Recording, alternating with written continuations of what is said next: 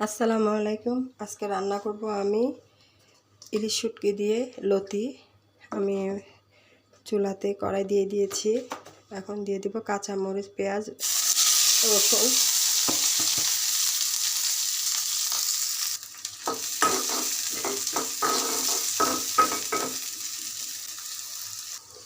এখন আমি ইলিশ মাছের শুটকিগুলো দিয়ে দিব।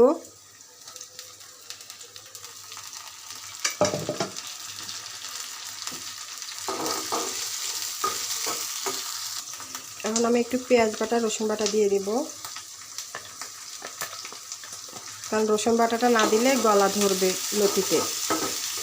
সামান্য দিয়ে দিলাম। এরপর আমি এখানে হলুদ, মরিচ, সজের গুঁড়া দিয়ে দিলাম আর একটু পানি দিয়ে দিব।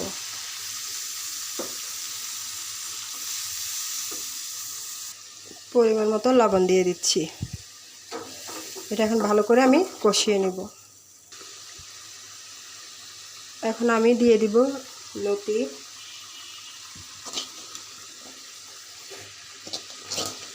আজকে লতিটা একদম ঝরঝরা ভাজি করব না, একটু নরম করে রান্না করব শুটকির সাথে।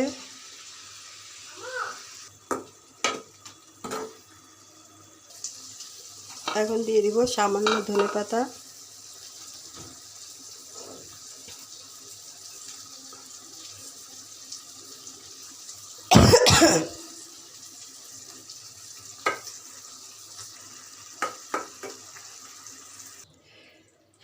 আমার লতি রান্না হয়ে গেছে ইলিশ শুটকি দিয়ে। তো আমার লতিটা যদি আপনাদের ভালো লেগে থাকে আমাকে ভালোবাসা দিবেন।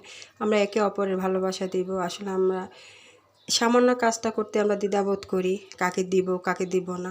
বাইরে আমরা ভালো কাজ যে করে তাকে দিব, যে নোংরামি কাজ করে তার আশেপাশেও দাঁড়াবো না। প্রয়োজন হলে ড্যাম হয়ে থাকে আমাদের পেজটা, তারপর আমরা খারাপ ইতে যাব না। তা আশা করি সবাই সবার ভালো কাজে সাপোর্ট করবেন, পাশে থাকবেন, ভালোবাসা দিবেন। সে সবাই পাশে ভালো থাকবেন। আল্লাহ হাফেজ। কাছ থেকে দেখায় আমার ইলিশ শুটকি দিয়ে রান্না করা। তো সবাই পাশে ভালো থাকবেন। আল্লাহ হাফেজ।